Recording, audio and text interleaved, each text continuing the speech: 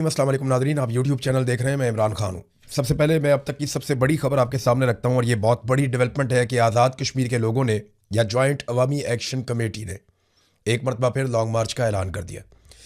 ये लॉन्ग मार्च बड़ी देर से मौखर हो रहा था, बार बार इसको रोका गया, बंदे बीच में डाले गए। एस्टेब्लिशमेंट की जानिब से भी ओवरसीज़ पाकिस्तानियों का वफद आया, वो बैठ के मुज़ाकरात करते रहे। कमर साहब इसके अंदर शामिल हुए, पीपल्स पार्टी के लोग शामिल किए गए, दीगर पॉलिटिकल पार्टीज़ के लोगों को इन्वॉल्व किया गया। फजल रहमान साहब की इन्वॉल्वमेंट होती है। पाकिस्तान तहरीक इंसाफ के लोग भी समझाते हैं कि इस मामले को तरीके से हैंडल किया जाए, लेकिन ये मामला बार बार बिगड़ता है। मैं आपको गुज़िश्ता कई दिनों से बता रहा था कि जॉइंट अवामी एक्शन कमेटी के पास वक्त बहुत कम है और अब उन्हें फैसला करना पड़ेगा। या तो उन्हें एक लॉन्ग मार्च में जाना पड़ेगा फौरी तौर पर, एक बड़ी एहतजाजी हिकमत अमली बनानी पड़ेगी, या फिर उन्हें इलेक्शन का हिस्सा होना चाहिए।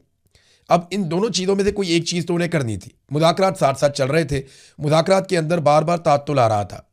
कुछ चीज़ें तय हो गई थीं जॉइंट अवामी एक्शन कमेटी में और सियासी लोगों में, और जो लोग नुमाइंदे मुकर्रर किए गए थे एस्टेब्लिशमेंट की जानिब से उनके बीच में।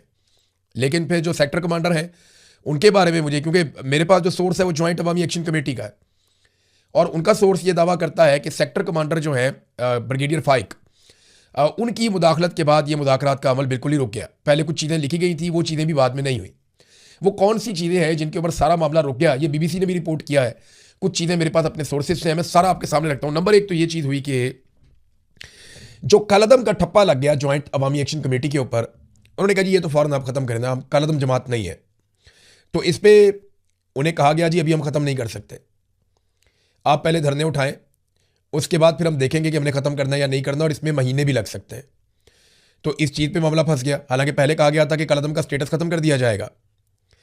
फिर दूसरी जो उनका एक मुतालबा था कि जो मुकदमात जाली हमारे ऊपर दर्ज किए गए हैं दहशतगर्दी के, ये मुकदमात तो ख़त्म किए जाए। कत्ल, इक़दाम कत्ल, दहशतगर्दी क्या कुछ डाला हुआ है। तो उन्हें यह कहा गया नहीं, मुकदमात का तो आप अदालतों में सामना करेंगे, वहीं से आपको इंसाफ मिलेगा। हम नरमी इतनी कर देंगे कि आपको ज़मानतें करवाने का मौका दे देंगे। अब वो तो बेचारे पेशियों पर लग गए ना। तीसरा जो एक मुतालबा था कि जो लोग गिरफ्तार हुए हैं उन्हें रिहा किया जाए, तो इस पर भी कहा गया कि वो अदालती प्रोसेस से होंगे। आप अदालतों में जाएं, ज़मानतें अप्लाई करें, अपने वकील करें, कोशिश करें, तो आहिस्ता आहिस्ता आपके बंदे रिहा होना शुरू हो जाएंगे। तो इस पर भी नहीं माना गया। आखिरी दिन की मैं आपको सारी रुदात सुना रहा हूँ।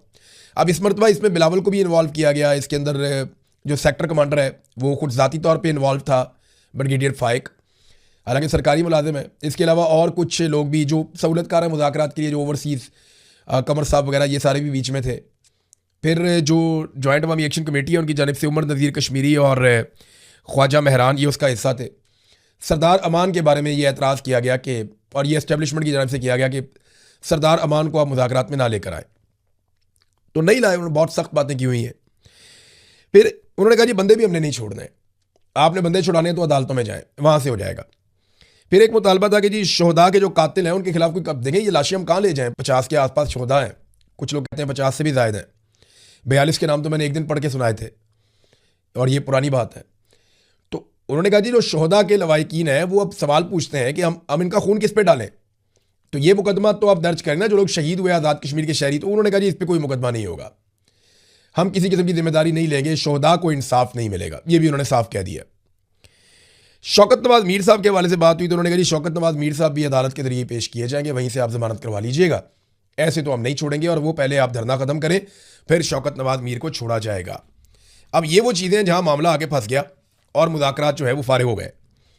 तो फिर फैसला किया गया कि जनाब ये तो सारा ढोंग है, ये तो हमें मुज़ाकरात के अंदर फंसा के तो खुद इलेक्शन करवा रहे हैं। इलेक्शन का एक मरहला इनका कामयाब हो गया, दूसरे में जाएंगे, फिर तीसरे में जाएंगे, और ये इलेक्शन करवा के पूरी दुनिया को बता देंगे हमने तो इलेक्शन करवा दिया आज़ाद कश्मीर में, ये साफ और शफाफ इलेक्शन है, अब ये हुकूमत जाने और यहाँ के लोग जाने।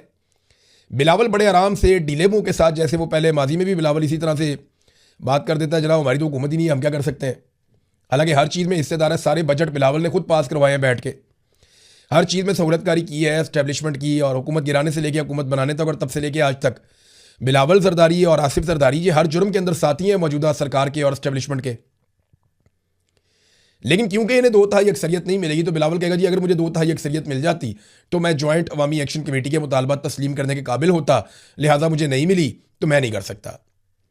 PMLN कहेगी हमें भी नहीं मिली, हम भी नहीं कर सकते। तो एक जॉइंट किस्म की मिला जुला के एक सरकार बना दी जाए वहाँ पे, ताकि ना होगा बांस और ना बजेगी बांसुरी। बहुत सारे ऐसे लोग जो खबरें दे रहे थे ना, जेनजी का एहतजाज, भारत में ये हो गया, इंडियन हुकूमत ने ये कर दिया, वो कर दिया।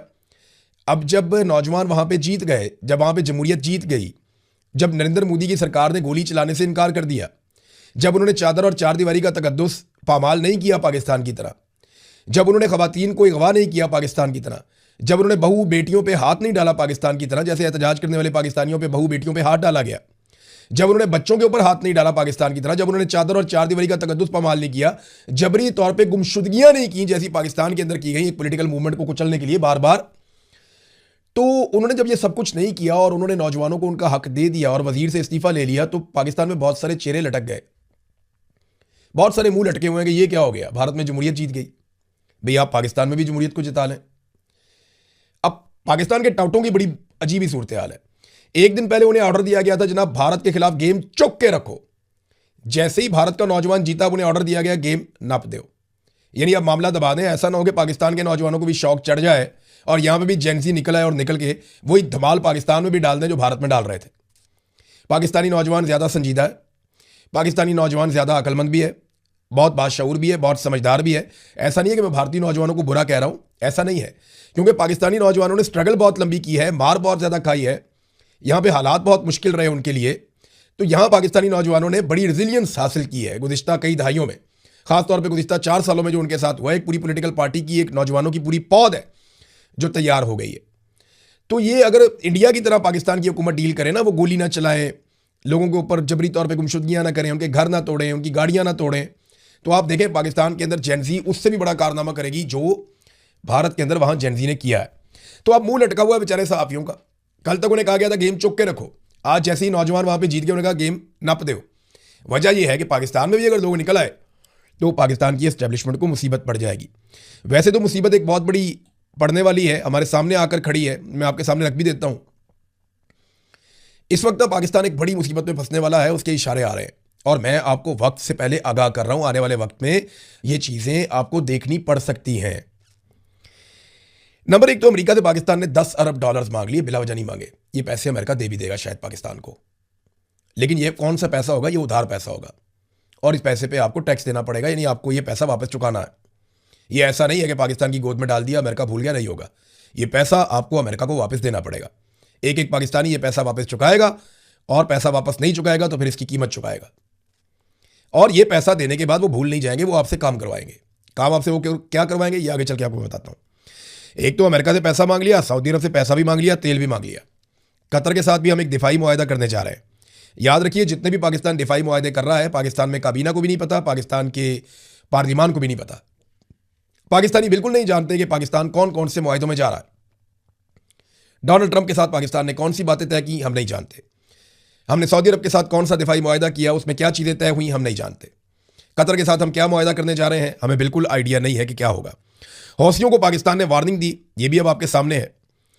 और एकदम से पाकिस्तान में टाउट्स ईरान के खिलाफ होना शुरू हो गए, ये भी आप देखते जाइए। अभी इसराइल खुद को इस जंग से भी बाहर रख रहा है ताकि मुसलमान मुल्कों को ईरान से लड़ने में आसानी रहे, क्योंकि अगर इसराइल ईरान से लड़ेगा तो मुसलमान ममालिक ईरान के साथ नहीं लड़ेंगे, क्योंकि इसराइल के शाना बशाना लड़ना मुसलमान मुल्कों के लिए बहुत मुश्किल है। हाँ, अमेरिका के शाना बशाना मादी में भी लड़ें, अभी भी लड़ सकते हैं। तो ये जो क्रेडिट रेटिंग भी पाकिस्तान की बेहतर दिखाई जा रही है ताकि पाकिस्तान को मजीद कर्जे वर्जे मिल जाए, हुकूमत आसानी में हो जाए। देखिए, इस हुकूमत के पास जो है ना, वो निज़ाम चलाने के लिए अब 2 रास्ते बचे हैं, क्योंकि मईशत तो चली नहीं, लोग तो पैसा बना नहीं रहे। पैसा बनाएंगे तो पैसा इकट्ठा होगा, टैक्स आएगा, हुकूमत चलेगी, गवर्नमेंट चलेगी, निज़ाम चलेगा। ये निज़ाम को चलाने में मुकम्मल तौर पर नाकाम हो गए हैं, मईशत नहीं चली। अब इनके बाद 2 रास्ते बचे हैं। नंबर 1, ये सोचें कि कहां कहां से अवाम की जेब काटी जा सकती है, लेवी लगा के, बिजली की कीमत में, गैस की कीमत में महंगाई करके, कुछ भी करके, अजीबो गरीब किस्म के टैक्सेस लगा के अवाम की जेब कहां कहां से काटी जा सकती है। एक तो इनके सारी तवज्जो इस बात में, रोजाना की बुनियाद पर पेट्रोलियम मसनूआत की कीमतें बढ़ती हैं। मैं पाकिस्तानियों को मुबारकबाद पेश करता हूं कि गुज़िश्ता 1 हफ्ते में सिर्फ 1 मरतबा ऐसा हुआ कि पेट्रोलियम मसनूआत की कीमतें नहीं बढ़ी, और वो थी कल की रात। तो पाकिस्तानियों को मुबारकबाद कि कम से कम एक रात ऐसी थी कि जब पेट्रोलियम मसनूआत की कीमतें नहीं बढ़ाई गई। और पाकिस्तान के ऊपर अनायतें और नवाजिशें बिला वजह नहीं हो सकती। पाकिस्तान को घसीट के इस लड़ाई में लाने की कोशिश की जाएगी। और जो पाकिस्तान की खुद मुख्तारी है, वो पाकिस्तान के हुक्मरान हमेशा गिरवी रखते चले आए हैं, और आज भी ऐसा लगता है कि पाकिस्तान पैसे के बदले में ये अजीबोगरीब लड़ाई अपने गले डाल लेगा। इससे पहले भी हमारे जर्नैलों ने थोड़े थोड़े पैसों के लिए ऐसी लड़ाइयां अपने गले में डाल ली जिन लड़ाइयों से पाकिस्तान को 100 अरब डॉलर तक का नुकसान हुआ। ये जिहाद हमने अपने गले में डाला, हमारी तरक्की रुक गई। दोबारा हमने अमेरिका की जंग अपने गले में डाली, हमारी पूरी की पूरी मईशत बर्बाद हो गई। हम सबसे ज्यादा इफेक्ट हुए थे, बर्बाद हो गया पूरा हमारा इंफ्रास्ट्रक्चर, हमारा स्ट्रक्चर पूरा तबाह हो गया, सोसाइटी पूरी बर्बाद हो गई। लेकिन मिला पाकिस्तान को क्या? चंद कोड़ियां। बहुत थोड़ा पैसा मिलता है, बहुत ज्यादा कुर्बानी देनी पड़ती है। एक मरतबा फिर पाकिस्तान उस रास्ते पे चल रहा है, मैं आपको वक्त से पहले बता रहा हूं। और एक आखिरी चीज मैं आपको जाते जाते बताऊं, बहुत सारे लोगों के पेट में मरोड़ उठते हैं और वो बात बात ये बात करते रहते हैं कि जनाब मरूसी सियासत, मरूसी सियासत। मैं इन बेशर्मों को बताना चाहता हूं कि मरूसी सियासत होती क्या है। हमजा शहबाज ने वजीर आजम हाउस के फ्लोर नंबर 6 के ऊपर ये जियो न्यूज़ की खबर के मुताबिक अपना दफ्तर बना लिया और वहां पे वो पॉलिटिकल और इंतज़ामी मामलात को देखेगा, किसको कैसे फंड देने हैं, किसके साथ क्या करना है, किसका काम करवाना है, किस तरीके से काम करवाना है, किस कैपेसिटी में। भाई सिर्फ इस कैपेसिटी में कि वो शहबाज शरीफ का बेटा है तो वो वज़ीर आज़म हाउस के अंदर घुस के अपना दफ्तर बना लेगा और दफ्तर में बैठ के निज़ाम को कंट्रोल करेगा। ये फैमिली लिमिटेड है, ये ऐसे ही निज़ाम चलाते हैं। और इनको हमारे ऊपर इस मरतबा मुसल्लत किया फील्ड मार्शल हाफिज सैयद आसिम मुनीर साहब ने, और पूरी कौम इसकी कीमत चुका रही है, हर फील्ड में चुका रही है, चाहे वो मईशत, चाहे दहशतगर्दी। देखिए अब मैं आपको छोटी सी मिसाल देता हूं। इंडिया में 22 लाख नौजवानों ने इम्तिहान दिया और 22 लाख लोगों का इम्तिहान चोरी हो गया। देखें क्या हाल किया उन्होंने, खा गए वजीर को भी, वजीर आजम को दीवार से लगा दिया, पूरा निज़ाम परेशान हो गया। इधर पाकिस्तान में 25 करोड़ लोगों का इलेक्शन चोरी कर लिया, पूरे पाकिस्तान ने वोट दिए, वहां पे एक छोटा सा इम्तिहान चोरी हुआ, देखें क्या हुआ इधर। और वो हर साल होता है, यहां 5 साल के बाद एक इलेक्शन होता है। 25 करोड़ लोग हैं, उनका इलेक्शन चोरी हो गया और कोई जवाब देने को तैयार नहीं है।